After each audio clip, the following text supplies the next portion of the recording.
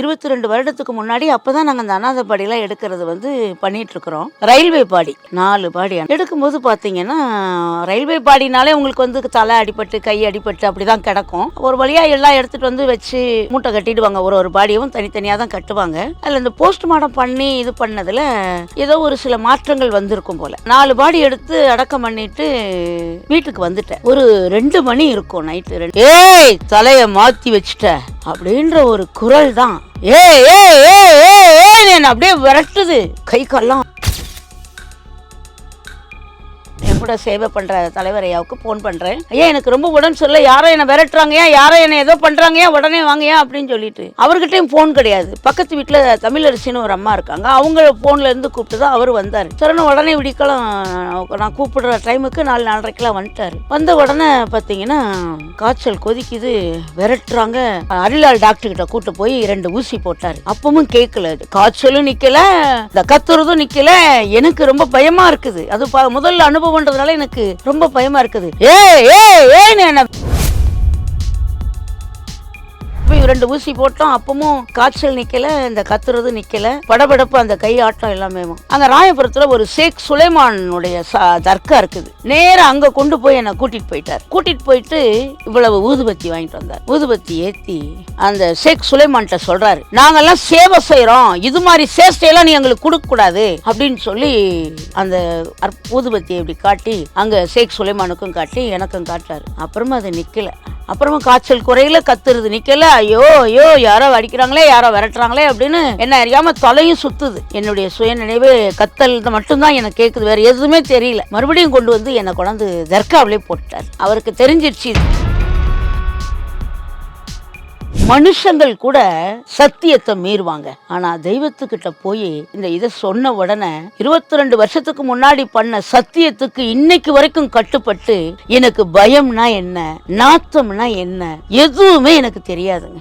என் கூட நான் எடுக்கிற பாடி எல்லாம் நாத்தடிச்சு அழுகி போனதான் இருக்கும். பயங்கரமா நாத்தடிக்கும். போலீஸ்கார் கூட சொல்லுவாரு, எங்களுக்கெல்லாம் ஒமட்டிக்கிட்டு வாந்தி வருது, உங்களுக்கு எதுவும் வரலையாமான்னு கேட்பாரு. எனக்கு எதுவும் வராது ஐயா, எனக்கு தெய்வம் இருக்கு ஐயா அப்படின்னு சொல்லி. அதனால இந்த பூமியில வந்து பேய் இருப்பது உண்மை, மாய மந்திரம் என்பதும் உண்மை. ஆனா இதையெல்லாம் வெல்ல முடியும். பய உணர்வு, அதை முழுசாக ஒரு மனிதன் மாதிரி பார்க்க முடியுமானா முடியாது. உணர முடியும். நம்மளை உணர்த்தும், நம்மளை நம்மளை ஏதோ இப்படி தட்டுற மாதிரி இருக்கும், ஏதாவது பண்ணும். அது வந்து அதனால எல்லாமே உண்மை, அதுல எந்த மாற்று கருத்துமே இல்லை. ஒரு 6 மணி இருக்கும். மெதுவா எந்திரிச்சேன். யாருன்னா கூப்பிடுறாங்களா, ஏதாவது பண்றாங்களான்னு பார்த்தா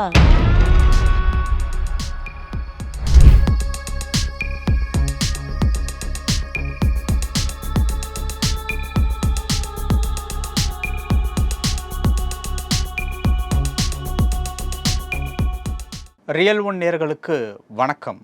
இன்று நம்மளுடைய நேர்காணலில் பல அமானுஷ்ய சம்பந்தப்பட்ட விஷயங்களை கேட்டு தெரிஞ்சுக்க போகிறோம். அம்மா வணக்கம். வணக்கம். எப்படி இருக்கீங்க? நல்லா இருக்கிறோம். உங்களுடைய பெயர் யார், என்ன அப்படிங்கிறத நம்மளுடைய நேயர்களுக்கு அறிமுகப்படுத்திக்கோங்க. என்னுடைய பேர் ஆனந்தி அம்மாள். அநாத பிணங்களை எடுக்கிற ஆனந்தி அம்மானா எல்லாருக்கும் தெரியும். இப்போது இந்த அநாத பிணங்கள் எல்லாத்தையுமே எடுத்து அதுக்கு உண்டான இறுதி சடங்கு எல்லாத்தையுமே நீங்கள் பண்ணுறீங்க இல்லைங்களா? இப்போ இதில் என்ன ஒரு கேள்வி அப்படின்னா, நீங்கள் இன்டர்வியூக்கு வர்றீங்க அப்படின்னோடனே ஒரு சில ரிசர்ச் எல்லாம் பண்ணி பார்த்தேன். அதில் என்னென்னா, இந்த அநாத பிணங்களை எடுக்கிறதுனால பேய் பிடிச்சி படாத பாடுபட்டேன் அப்படிங்கிற மாதிரி சில பதிவுகள் நீங்கள் பதிவு பண்ணியிருந்தீங்க. அதை உங்களை பற்றி தேடும்போது வெப்சைட்டில் படித்து தெரிஞ்சுக்கிட்ட ஒரு விஷயம். உண்மையிலே உங்களுக்கு பேய் பிடிச்சிருந்ததா?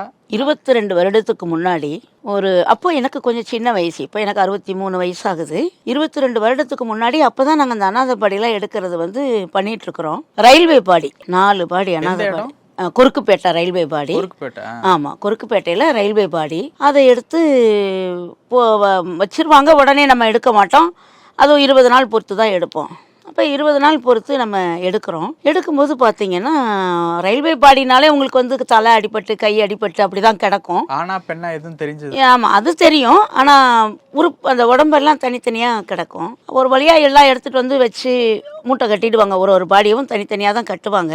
அதில் இந்த போஸ்ட்மார்ட்டம் பண்ணி இது பண்ணதில் ஏதோ ஒரு சில மாற்றங்கள் வந்திருக்கும் போல். 4 பாடி எடுத்து அடக்கம் பண்ணிட்டு மூலக்கொத்தலை சுடுகாட்டத்தில் தான் அடக்கம் பண்ணிட்டு வீட்டுக்கு வந்துட்டேன். ஒரு 2 மணி இருக்கும், நைட்டு 2 அன்னைக்கு மணி. நைட்டே 2 மணி. அன்னைக்கு நைட்டு 2 மணி. ஏய் தலைய மாத்தி வச்சுட்ட அப்படின்ற ஒரு குரல் தான். ஏய் ஏய் ஏய் ஏய் ஏய் என்ன அப்படியே விரட்டுது, கை கால்லாம் ஆடுது. ஐயோ ஐயோன்னு பயந்துகிட்டு இருக்கேன். அப்போ வந்து செல்போன் வசதியெல்லாம் கிடையாது. எந்த வருஷம்? 22 வருஷம்னா ஓகே 2003. 2003ல் கை கால்லாம் அப்படியே நடுங்குது. ஏன்னு சுத்தி சுத்தி சுத்தி என்ன விரட்டுது. என்ன பண்றதுன்னே தெரியல, காய்ச்சல் கொதிக்குது. அதுக்கப்புறம் அப்ப எல்லாம் செல்போன் கிடையாது, எங்கிட்டயும் கிடையாது, அப்ப அதிகமா கிடையாது. 22 வருஷத்துக்கு முன்னாடி அப்ப லேண்ட்லைன் தான் போனு. அப்ப எங்க ட்ரஸ்டோட தலைவருக்கு போன் பண்றேன், என் கூட சேவை பண்ற தலைவர் ஐயாவுக்கு போன் பண்றேன். ஐயா எனக்கு ரொம்ப உடம்பு சரியில்லை, யாரோ என்னை விரட்டுறாங்கயா, யாரோ என்னை ஏதோ பண்றாங்கயா, உடனே வாங்கயா அப்படின்னு சொல்லிட்டு. அவர்கிட்டையும் ஃபோன் கிடையாது. பக்கத்து வீட்டில் தமிழரசின்னு ஒரு அம்மா இருக்காங்க, அவங்க ஃபோன்லேருந்து கூப்பிட்டு தான் அவர் வந்தார். சரின்னு உடனே விடிக்கலாம் நான் கூப்பிடுற டைமுக்கு 4-4:30 வந்துட்டார். வந்த உடனே பார்த்தீங்கன்னா காய்ச்சல் கொதிக்குது, விரட்டுறாங்க, என்னால் தலை சுற்றுது, இங்கே பண்ணுது. தனியாக இருக்கீங்களா? ஆமாம். அப்புறம் விரட்டுறதெல்லாம் இது பண்ணவுடனே நேரம் என்ன பண்ணிட்டோம், அருளாள் டாக்டர்கிட்ட கூப்பிட்டு போய் 2 ஊசி போட்டார். அப்பவும் கேட்கல, காய்ச்சலும் நிற்கலை, அந்த கத்துறதும் நிற்கல. எனக்கு ரொம்ப பயமாக இருக்குது. அது முதல்ல அனுபவம்ன்றதுனால எனக்கு ரொம்ப பயமாக இருக்குது. ஏன்னு என்னை விரட்டிக்கிட்டே வருது. அப்புறம் விரட்டிக்கிட்டே வருதுன்னா என்ன உருவமா? அந்த ஒரு குரல், ஒரு ஒளி மாதிரி ஒன்று தெரிகிற மாதிரி இருக்குது. ஆனால் முழுமையாக எனக்கு உணர முடியல. அந்த நேரத்தில் அந்த குரல் மட்டும்தான் அதிகமாக எனக்கு ஒலிக்கிற மாதிரியே இருந்தது. அப்படியே அருளாள் டாக்டர்கிட்ட போய் 2 ஊசி போட்டோம். அப்பவும் காய்ச்சல் நிற்கலை, இந்த கத்துறது நிற்கலை, படபடப்பு அந்த கை ஆட்டம் எல்லாமே. அங்கே ராயபுரத்தில் ஒரு ஷேக் சுலைமானுடைய தர்கா இருக்குது. நேராக அங்கே கொண்டு போய் என்னை கூட்டிகிட்டு போயிட்டார். கூட்டிகிட்டு போயிட்டு ஒரு இவ்வளவு ஊதுபத்தி வாங்கிட்டு வந்தார். ஊதுபத்தி ஏற்றி அந்த ஷேக் சுலைமான்கிட்ட சொல்கிறாரு, நாங்கள்லாம் சேவை செய்கிறோம், இது மாதிரி சேஷ்டையெல்லாம் நீ எங்களுக்கு கொடுக்கக்கூடாது அப்படின்னு சொல்லி அந்த ஊதுபத்தியை இப்படி காட்டி அங்கே ஷேக் சுலைமானுக்கும் காட்டி எனக்கும் காட்டுறாரு. அப்புறமா அது நிற்கலை. அப்புறமா காய்ச்சல் குறையில, கத்துறது நிற்கலை. ஐயோ ஐயோ யாரோ அடிக்கிறாங்களே, யாரோ விரட்டுறாங்களே அப்படின்னு என்ன அறியாமல் தலையும் சுற்றுது. அதுக்கப்புறம் என்ன பண்ணிட்டாரு, நேர ரிக்ஷா பிடிச்சி நேர அந்தோனியார் சர்ச்சுக்கு கூட்டு போயிட்டார். ஏன்னா நாங்கள் அந்த பாடியை வந்து இதெல்லாம் நைட்லேயே நடக்குது, விடிய காலையிலே. ஆமாம், நாங்கள் வந்து ஒரு பாடி இறந்தா 3 மத பிரகாரமும் ப்ரேயர் பண்ணுவோம். ஏன்னா அவன் என்ன ஜாதி என்ன மதம்னு தெரியாதனால நாங்கள் 3 மத பிரகாரமும் ஊதுபத்தி, மெழுகுபத்தி, கற்பூரம் அதெல்லாம் எடுத்துகிட்டு போயிட்டு 3 மத பிரகாரமும் பிரார்த்தனை பண்ணி தான் அந்த பாடி அடக்கம் பண்ணுவோம். அதனால் இவர் என்ன பண்ணிட்டாரு, அடுத்து என்னை வந்து அந்தோனியார் சர்ச்சுக்கு கூட்டு போயிட்டார். அங்கே தர நாங்கள் இழுத்துட்டு போயிட்டு அங்கே இவ்வளோ தண்டி மெழுகு திரி வாங்கி, இது மாதிரி நாங்கள் சேவை செய்கிறோம், இது மாதிரி சேஷ்டையெல்லாம் வரக்கூடாது அப்படின்னு சொல்லி அங்கேயும் ஒரு ஊதுபத்தி ஏற்றி எல்லாம் பண்ணார். அப்பவும் எனக்கு நிற்கலை. என்னை யாரோ விரட்டுறாங்க, யாரோ அடிக்கிறாங்க அப்படின்னு ஒரே அந்த கத்தலோடையே தான் நான் இருக்கேன். என்னுடைய சுயநினைவு கத்தல் மட்டும்தான் எனக்கு கேட்குது, வேறு எதுவுமே தெரியல. அதுக்கப்புறம் நேர காளிகாம்பாள் கோயிலுக்கு கூட்டு போயிட்டார். காளிகாம்பாள் கோயிலுக்கு கூட்டு போயிட்டு இவ்வளோ தண்டி கற்பூரம் வாங்கி அங்கேயும் போய் நாங்கள் இது மாதிரி சேவை செய்கிறோம், இது மாதிரி சேஷ்டையெல்லாம் வரக்கூடாதுன்னு ஓங்கி அடித்து எல்லா இடங்கள்லையுமே ஓங்கி அடித்தார். அடித்து எல்லாம் பண்ணிவிட்டு மறுபடியும் கொண்டு வந்து என்னை கொண்டாந்து தர்காவிலே போட்டார். தர்காவிலே போட்டவுடனே சாயங்காலம் 6 மணி ஆயிடுச்சு. அது வரைக்கும் இங்கே கத்தி அங்கே கத்தி இங்கே கத்தி ஒரு வழியாக கொண்டு வந்து இங்கே தர்காவில் படுக்க போட்டவுடனே அப்படி தூங்கிட்டேன். எதுவும் சாப்பிடல, எதுவும் பண்ணலை. அப்படியே ஒவ்வொரு இடத்துக்கா இழுத்துட்டு போய், அவர் கொஞ்சம் விஷயம் தெரிஞ்சவர், அவருக்கு தெரிஞ்சிருச்சு இது அம்மா கிட்ட ஏதோ ஒன்று உட்கார்ந்துருக்குது அப்படின்றத உணர்ந்துட்டு தான் என்னை எல்லா இடமுக்கும் கூட்டு போனார். எல்லா இடமுக்கும் கூட்டு போயிட்டு கடைசியில் கொண்டு வந்து என்னை ஷேக் சுலைமான் தர்காவிலே போட்டார். ஒரு 6 மணி இருக்கும். மெதுவாக எந்திரிச்சேன். யாருன்னா கூப்பிட்றாங்களா, ஏதாவது பண்ணுறாங்களான்னு பார்த்தா எதுவுமே இல்லை, கொஞ்சம் அமைதி ஆயிடுச்சு. அதுக்கப்புறம் அங்கேருந்து ஒரு நிலையில் வந்தோம். மனுஷங்கள் கூட சத்தியத்தை மீறுவாங்க, ஆனால் தெய்வத்துக்கிட்ட போய் இந்த இதை சொன்ன உடனே 22 வருஷத்துக்கு முன்னாடி பண்ண சத்தியத்துக்கு இன்னைக்கு வரைக்கும் கட்டுப்பட்டு எனக்கு பயம்னா என்ன, நாத்தம்னா என்ன, எதுவுமே எனக்கு தெரியாதுங்க. 22 வருஷமா அத்தனை தெய்வத்துக்கிட்டையும் போய் இந்த சத்தியத்தை பண்ணாரு பாருங்க, நாங்கள் சேவை செய்கிற இது மாதிரி சேஷ்டையெல்லாம் நீ கொடுக்கக்கூடாது அப்படின்னு சொல்லி அந்த சொன்ன வரியை இன்னைக்கு வரைக்கும் அந்த தெய்வங்கள்லாம் காப்பாற்றுது. இன்னைக்கு வரைக்கும் எனக்கு பயம்னா என்ன எதுவுமே எனக்கு தெரியாதுங்க. என் கூட நான் எடுக்கிற பாடியெல்லாம் நாத்தடிச்சு அழுகி போனதான் இருக்கும், பயங்கரமாக நாத்தடிக்கும். போலீஸ்கார் கூட சொல்லுவார், அம்மா எங்களுக்கெல்லாம் உமட்டிக்கிட்டு வாந்தி வருது, உங்களுக்கு எதுவும் வரலையம்மான்னு கேட்பார். எனக்கு எதுவும் வராது ஐயா, எனக்கு தெய்வம் இருக்கு ஐயா அப்படின்னு சொல்லி அவர்கிட்ட சொல்லுவான்.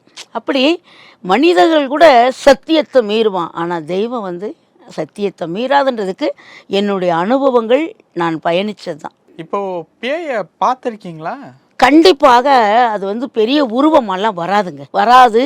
குரல் கொடுக்கும், ஒரு நிழலாக அது தெரியுமே தவிர பெரிய உருவமாவோ ஒரு இதுவெல்லாம் தெரியாது. பார்த்துருக்கீங்களா? ஆமாம், அதான் இப்போ நான் அப்படிக்காம 4 மணிக்கு கூப்பிட்டு போகும்போதே அது நிழல் பின்னாடி தானே வருது. எப்படி எதில் போனீங்க? ரிக்ஷாவில் போகிறோம், ரிக்ஷா பின்னாடி வருது. ரிக்ஷா பின்னாடி அது வருது, ஏன்னு விரட்டிக்கிட்டே வருது. என்ன குரல்? ஆண் குரலா பெண் குரலா? அது ஆண் குரல் தான், ஆண் குரல் தான். அதனால தான் ஓங்கி கத்துது, அப்படியே கத்திக்கிட்டே கூடயே தான் வருது. அப்போ அதை நம்ம உணர முடியும். அதனால் இந்த பூமியில் வந்து பேய் இருப்பது உண்மை, மாய மந்திரம் என்பதும் உண்மை. ஆனால் இதையெல்லாம் வெல்ல முடியும் இறைவனால். இப்போ எனக்கு இது நடந்தது, ஆனால் நான் இறைவன்கிட்ட வச்சு அதை கோரிக்கையை வச்சு இன்னைக்கு வரைக்கும் 22 வருஷமாக இன்னைக்கு 5000 பாடிக்கு மேலே எடுத்திருக்கிறேன்னா, அதுக்கு பிறகு எல்லா ஆத்மாக்களும் எனக்கு ஆசீர்வாதமாக தான் இருக்கே தவிர எந்த பய உணர்வும் இது வரைக்கும் நான் வந்ததில்லை. கலைஞர் இறந்த அன்னைக்கு பார்த்தீங்கன்னா 9 மணிக்கு நான் மூலகத்தில் சுடுகாட்டில் இருக்கிறேன். ஒரே கலவரம், இங்கே வண்டி விடாமல் அங்கே வண்டி விடாமல் அவ்வளோ கஷ்டப்பட்டு அந்த பாடி எடுத்துகிட்டு போகிறேன்.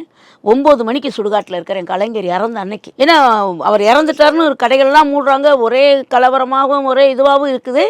எங்கள் வண்டியை விடலை. நாங்கள் மாருதி வேனில் தான் நான் எடுத்துகிட்டு போகிறேன். ஆம்புலன்ஸ் கிடையாதுல்ல, இப்போ தானே ஆம்புலன்ஸ் வந்திருக்கு. அந்த வண்டியில் தான் நாங்கள் எடுத்துகிட்டு போவோம். நாங்கள் முதல்ல சைக்கிள் ரிக்ஷாவில் பாடி எடுத்துகிட்டு போவேன், அதுக்கப்புறம் மீன்பாடி வண்டியில் எடுத்துகிட்டு போனேன், அதுக்கப்புறம் மாருதி வேன் மாதிரி இருக்குல்ல அதில் எடுத்துகிட்டு போனேன். அதுக்கப்புறம் தான் இப்போ ஆம்புலன்ஸ் வந்த பிறகு இப்போ ஆம்புலன்ஸில் எடுக்கிறோம். அப்போ இருந்து இப்போ வரைக்கும் அந்த ஒவ்வொரு கட்டங்கள்லையும் மாற்றி மாற்றி அதை எடுத்துகிட்டு போய் இன்னைக்கு வரைக்கும் நான் பண்ணிகிட்ருக்கிறேன். அந்த மாதிரி ஒரு பய உணர்வு, அதை முழுசாக ஒரு மனிதன் மாதிரி பார்க்க முடியுமானா முடியாது. உணர முடியும், நம்மளை உணர்த்தும், நம்மளை ஏதோ இப்படி தட்டுற மாதிரி இருக்கும், ஏதாவது பண்ணும். அது வந்து பெரிய லெவலில் ஒரு மனித உருவமாக அப்படி தெரியுமானா இல்லை. இருக்கும், அந்த விஷயத்த சொல்லுது, ஓங்கி சொல்லுது, நமக்கு ஒரு பய உணர்வு வருது. அதை வந்து தெய்வத்தின் அருளால் சரி செய்ய முடியும். இப்போது ஒரு இடத்துல பேய் இருக்கா இல்லையா அப்படிங்கிறத உங்களால் உணர்ந்து சொல்ல முடியுமா? தீய சக்தின்னு தான் நம்ம அதை நினைப்போம். அது நம்ம போகும்போதே அதுக்குள்ள ஒரு விஷயம் தெரிஞ்சு போயிடும். சரிங்களா? இப்போ நான் வந்து இது வந்து ஒரு விளையாட்டுத்தனமான ஒரு கேள்வி அப்படின்னு கூட நீங்கள் எடுத்துக்கிறதுக்கு வாய்ப்பு இருக்குது. இப்போ நம்ம உள்ளே வந்தோம்ல, ஸ்டுடியோக்குள்ளே உள்ளே வர்றப்ப அதனுடைய நிலப்படி அப்படி தொட்டுட்டு தான் உள்ளே வந்தீங்க. இப்போ நான் வந்து ஒரு 20 வருஷத்துக்கு முன்னாடி ரஜினி சார் நடித்த சந்திரமுகி அப்படின்னு ஒரு படம் பார்த்தேன். அதில் அந்த அரண்மனைக்குள்ளே ஒரு பேய் இருக்கும். அந்த பேயை ஓட்டுறதுக்காக ஒரு சாமியார் வருவார். அவர் இப்படி நிலப்படியில் நின்று இந்த வீட்டில் ஒரு பிரச்சனை இருக்குது அப்படிங்கிறத உணர்ந்து சொல்லுவார். ஸோ இது வந்து நான் படத்தில் வந்து பார்த்த ஒரு காட்சி. இப்போது அவர் அந்த இடத்துல வந்து ஒரு தீய சக்தி இருக்குது அப்படிங்கிறத வந்து அவர் உணர்றாரு. உங்களுக்கு அந்த மாதிரி உணர்ந்து சொல்ல முடியுமான்னு தான் கேட்குறேன். அந்த அளவுக்கு அது ஆட்டோமேட்டிக்காவே தெரியும். உணர்ந்ததெல்லாம் அப்படியெல்லாம் கிடையாது. ஆட்டோமேட்டிக்காவே ஒரு சில இடங்கள், ஒரு சில வீடுகளுக்கெல்லாம் போகும்போது அது உடனே அது தெரிஞ்சிடும். இந்த செய்வினை பண்ணாலும் நம்ம இருக்கிற இடம், இந்த மாதிரியான இடம், நம்ம இருக்கிற இடமெல்லாம் ஒன்றும் பிரச்சனை இல்லை, நல்லா இருக்கு, பாசிட்டிவா இருக்கு. ஆமாம், பாசிட்டிவா இருக்கு. நான் எப்பவுமே எந்த நிலப்படிக்கு எங்கே யார் வீட்டுக்குள்ளே போனாலும் நிலப்படியில் வந்து 5 ஐம்புலன்களால் தான் இந்த உலகம் இயங்கிக்கிட்டு இருக்கு. நீர், நிலம், நெருப்பு, காற்று, ஆகாயம். நமக்கு விரலும் 5, நமச்சிவாயா என்ற எழுத்தும் 5. அதனால் நான் ஒரு இடத்துக்குள்ளே போகிறேன்னா அந்த இடம் புனிதப்படணும் அப்படின்னு அவங்ககிட்ட உத்தரவு வாங்கிட்டு நான் உள்ளே வருவேன். யார் வீட்டுக்குள்ளே போனாலும் சரி, இந்த மாதிரி ஒரு இடங்களுக்கு வந்தாலும் சரி, உத்தரவு வாங்கிட்டு உள்ளே வருவேன். நாம் போன நேரம் ஏதாவது ஒன்று இருந்தால் கூட அது விலகி இனி அவங்க நல்லா இருக்கணும் அப்படின்ற ஒரு நல்ல எண்ணத்தோடு பிரார்த்தனை பண்ணிட்டு உள்ளே வருவேன். இப்போது ஒரு இடத்துல ஒரு பாசிட்டிவ் வைப் இருக்கு, நெகட்டிவ் வைப் இருக்கு அப்படின்னு உங்களால வந்து உணர முடியும். இப்போ நீங்க ஏதாவது ஒரு இடத்துக்கு போகும்போது அந்த இடத்துல ஒரு நெகட்டிவ் வைப் இருக்கு, நான் அதை உணர்ந்தேன், எனக்கு அதை வந்து கொஞ்சம் வந்து ஒரு அச்சுறுத்தலா இருந்தது, அந்த மாதிரி ஏதாவது நடந்திருக்கா? அந்த மாதிரி இப்போ சமீபத்தில் பாண்டிச்சேரியில் ஒரு அம்மா வீட்டுக்கு, அவங்க நமக்கு முன்ன பின்ன கூட பழக்கம் இல்லை, பனை ஓலை சுவாமின்னு ஒருத்தர் இருக்கார், சண்முகம் ஐயான்னு. திடீர்னு அந்த அம்மா வீட்டுக்கு என்னை கூப்பிடுறாரு. என்ன ரீசன்? அவங்களுக்கு சற்று உறவினர், நீங்கள் வந்துட்டீங்க, அந்த அம்மா ஒரு முறை பார்த்துட்டு போயிடலான்னு. உள்ளே போன உடனே அவங்களுக்குள்ளே இருக்கிற அந்த இடத்துல ஒரு வைப்ரேஷனே சரியில்லை, அவங்களுக்கு ஏதோ ஒன்று இருக்குன்றத உணர முடிஞ்சது. அடுத்த நிமிஷம் எனக்கு ஒரு குருநாதர் வந்து ஒரு விஷயத்தை கற்றுக் கொடுத்துருக்காரு. இன்னும் என்னை வந்து எலுமிச்சம்பழ சித்தர்னே சொல்லுவாங்க. உங்களையா? ஆமாங்க. ஏன்னா எலும்பிச்சம்பழத்துக்கு அவ்வளோ வலிமை இருக்குது. நம்மக்கிட்ட இருக்கிற தீய சக்தி எடுக்கிற வலிமை எலுமிச்சம்பழத்துக்கு தான் உண்டு. எலுமிச்சம்பழத்தை அதனால தான் சூலாயத்தில் குத்துவாங்க, அம்பாளுக்கு எலுமிச்சம்பழ மாலை போடுவாங்க. அதே மாதிரி சுற்றி போடும்போது எலுமிச்சம்பழத்தில் சுற்றி போட்டு 4 திசைக்கும் போடுவாங்க. அப்படி ஒரு பவர் தான் நம்மளுடைய எலுமிச்சம்பழத்துக்கு இருக்குது. இதை என்னுடைய குருநாதர் ஆனந்த சுவாமி ஐயான்னு ஒரு ஐயா, அவரோட நான் கொஞ்ச நாள் பயணம் பண்ணேன். அவர் நிறைய விஷயங்கள் தெரிஞ்சவர். அப்போ ஏதாவது ஒன்று எனக்கு கற்றுக் கொடுங்களா ஐயா அப்படின்னு சொன்னேன். சரி அப்படின்னு சொல்லிட்டு ஒரு இடத்துக்கு போகிறோம் அவர் கூட. இன்றைக்கி ஒரு இடத்துக்கு போகிறோம், அந்த அம்மாவுக்கு நீங்கள் தான் பண்ணணும் அப்படின்னு சொன்னார், எனக்கு அதை சொல்லி கொடுக்கறதுக்காக. அப்புறம் போனவொன்னே அவர் சொன்ன மாதிரி அந்த அம்மாவுக்கு நீங்கள் தான் பண்ணுறீங்க, நான் கூட மட்டும் நிற்கிறேன் அப்படின்னு சொல்லிட்டு. அப்போ அந்த ஒரு மகாமந்திரம் இருக்குது, அதை எங்ககிட்ட சொல்லுவாங்க. அந்த மகாமந்திரத்தை சொல்லி அந்த அம்மாவுக்கு தலையில் வச்சு அதை 4ஆக கட் பண்ணி அதுக்குரிய விஷயங்கள்லாம் உடம்பெல்லாம் சுற்றி மேலேருந்து கீழே இறக்குறதுக்கு கீழே தட்டி எல்லாம் பண்ணி அதை கொண்டு போய் இப்போ பாண்டிச்சேரியில் இப்போ சமீபத்தில் தீபாவளிக்கு 2 நாளைக்கு முன்னாடி அதை எடுத்துகிட்டு போய் போட்ட பிறகு இப்போ அந்த அம்மா முன்னாடி தூங்கவே இல்லை, இப்போ தூங்குறாங்க. பெணாத்திக்கிட்டே இருப்பாங்க, இப்போ அமைதியாயிட்டாங்க. அப்போ ஆனால் நம்மகிட்ட உண்மை இருக்கணும், நம்மளால் மட்டும் அது முடியுமானா இல்லை. ஒரு சாதாரணமாக ஒரு உள்ளே வரும்போதே இயற்கைகிட்டையும் இறைவன்கிட்டையும் அனுமதி பெற்று நான் போகிற இடம் நல்லா இருக்கணும்னு ஒரு செகண்டு பிரார்த்தனை பண்ணிவிட்டு உள்ளே வர்றோம். அதுபோல் எந்த ஒரு செயல் பண்ணாலும் நம்முடைய குருநாதரை நினச்சி, ஏன்னா குரு இல்லாமல் நம்ம சொல்லிக் கொடுக்க முடியாது, அப்படி ஒரு குருநாதரை நினச்சி நம்மளுக்கு மேலே இருக்கிற நம்மளுடைய தெய்வங்களை நினச்சி அதை முழுமையாக செய்யும்போது அதுக்கு மிகப்பெரிய ஆற்றல் இருக்குது. அதில் எந்த மாற்று கருத்தும் இல்லை. இப்போது இளம் பெண்களுக்கு பேய் பிடிச்சி அந்த பேயை ஓட்டி இருக்குது, அந்த மாதிரியான ஏதாவது விஷயங்கள் பண்ணியிருக்கீங்களா? இல்லை, அது மாதிரி நான் பண்ணலை. இளம் பெண்களுக்கு பேய் பிடிக்குதா? படத்துலலாம் நாங்கள் பார்க்குறோம், அவ்வளோதான் படத்தில் பார்க்குறதா. ஆனால் இருக்கா? ஆமாம் இருக்குது. அவங்க இப்போ பேயின்னு சொல்கிறீங்கல்ல, அந்த வார்த்தையில தான் குறிப்பிட்டு சொல்கிறாங்க. ஆமாம், அது நம்ம பயந்தோன்னு வச்சுக்கோங்களேன், அது நம்மக்கிட்ட வரும். பயப்படாமல் இருந்தோம்னா தைரியமாக நம்ம இருக்கலாம். அப்போ நம்மளுடைய எண்ணம் தான். இப்போ நாங்கள் சின்ன பிள்ளையா இருக்கும்போது எங்கள் ஐயா கிட்ட எங்கள் ஐயா எங்கள் ஆச்சி வீட்டில் போய் ஒரு குழம்பெல்லாம் கொடுத்துட்டு வான்னு சொல்லுவார். இந்த பக்கமும் புளிய மரம் இருக்கும், இந்த பக்கமும் புளிய மரம் இருக்கும், ஒரே இருட்டாக இருக்கும். எந்த டைம் இதெல்லாம்? அது ஒரு 55 வருஷத்துக்கு முன்னாடின்னு வச்சுக்கோங்க. ஏன்னா இப்போ எனக்கு 63 வயசு. சென்னை தானே? உசிலம்பட்டின்ற ஊரில். நான் 8 வயசு எனக்கு. நான் பிறந்த ஊர் உசிலம்பட்டி தான். அப்போ எங்கள் ஐயா என்ன சொல்லுவார், குழம்பு போய் கொடுத்துட்டு எங்கள் அம்மா சொல்லுவாங்க. நான் சொல்லுவேன், நான் போக மாட்டேன், அங்கே பேய் இருக்குது, புளிய மரமாக இருக்குது, நான் பேய் இருக்குது, போக மாட்டேன்னு சொல்லுவேன். நைட் டைமா? ஆமாம். அப்போ எங்கள் ஐயா கூப்பிடுவார், இங்கே வா குழம்பு எடுத்துகிட்டு போ, அது பேய் வந்துச்சுன்னா வா, எங்கள் ஐயா கூப்பிட்றாருன்னு கூப்பிட்டு வா அப்படின்னு சொல்லி அனுப்புவார். அப்போ அந்த மன தைரியத்தை அப்போ போவேன், ஐயா தான் கூப்பிட்டு வர சொல்லிட்டார்ல அப்படின்னு அந்த இருட்டுக்குள்ளே போவோம். போயிட்டு குழம்பு கொடுத்துட்டு வருவேன். என்ன கூப்பிட்டு வரலையானாரு, யாரையுமே காணோம் ஐயா, நான் போய் கொடுத்துட்டு மட்டும் வந்துட்டேன்னு சொல்லுவேன்.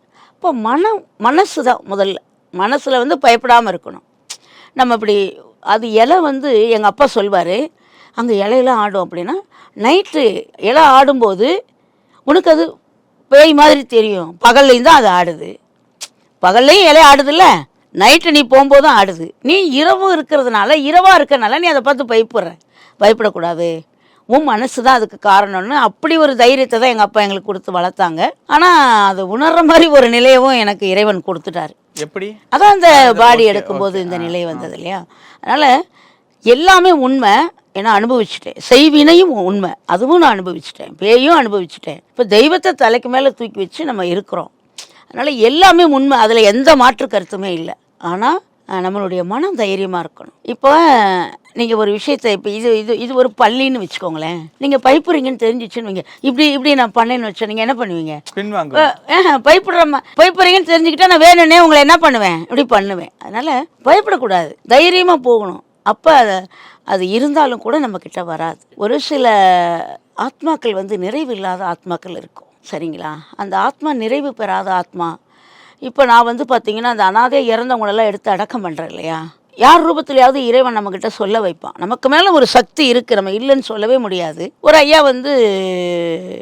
நீங்கள் அடிக்கடி காசிக்கும் ராமேஸ்வரமும் போகணும். என் குருநாதர் தான், காசிக்கும் ராமேஸ்வரத்துக்கும் நீங்கள் அடிக்கடி போய்கிட்டே இருக்கணும், ஏன்னா இந்த ஆத்மாவுக்கு நிறைவு கிடைக்கணும் அப்படின்னு சொல்லுவார். யாராக இறந்தாலும் சரி, அடிக்கடி உங்களுக்கு டைம் கிடைக்கும் போதெல்லாம் காசியும் ராமேஸ்வரமும் நீங்கள் போய் அந்த ஆத்மாக்களை நினச்சி, உன் உறவுகள் எது செய்யனாலும் நான் என்னால் முடிஞ்சதை நான் இதை பண்ணுறேன் அப்படின்னு ஒன்றும் வேண்டாம், அந்த தண்ணி அள்ளி 3 தடவை ஊற்றுறா கூட போதும், அதை நீங்கள் கண்டிப்பாக நீங்கள் செய்யணும் அப்படின்னு அந்த ஆத்மாவுக்கு நிறைவு கிடைக்கும் அப்படின்னு. அதனால் அந்த அந்த உண்மை எல்லாமேவும் அந்த ஆத்மாவுக்கு நிறைவுக்காக நான் இன்றைக்கி காசி ராமேஸ்வரமும் இந்த இறந்த ஆத்மாக்களுக்காக நான் போயிட்டு வருவேன். அதனால் தைரியம் தான் முக்கியமே தவிர பயப்பட வேண்டான்றது தான். நான் பகலில் அந்த இலை ஆடும், இரவுலையும் அந்த இலை ஆடும். அந்த இருட்டில் பார்க்கும்போது ஐயோ அங்கே உட்காந்துருக்குது பேய் மாதிரி இருக்குது அப்படின்னு நம்ம நினச்சிட்டோன்னு வச்சுக்கோங்க, அதுதான் நமக்கு மனசு தான் நமக்கு காரணம். அது என்ன இலை பகலில் தான் ஆடுது, இருட்டுக்குள்ளே பார்க்குறோம் அதனால் நமக்கு பேய் இருக்கிற மாதிரி தெரியுது அப்படி நினச்சிட்டாங்கன்னா பயம் இல்லை. பல விஷயங்கள் சொன்னீங்க. நேரத்துக்கு ரொம்ப நன்றி. நன்றி.